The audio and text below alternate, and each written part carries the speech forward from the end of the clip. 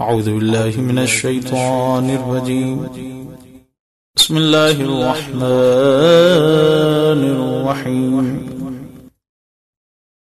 يا خير الغافرين، يا خير الفاتحين، يا خير الناصرين، يا خير الحاكمين، يا خير الرازقين، يا خير الوارثين،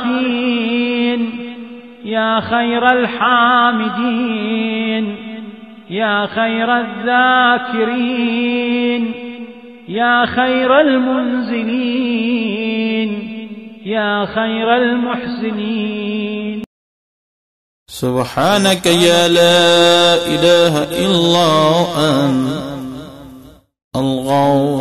الغوث خلصنا من النار.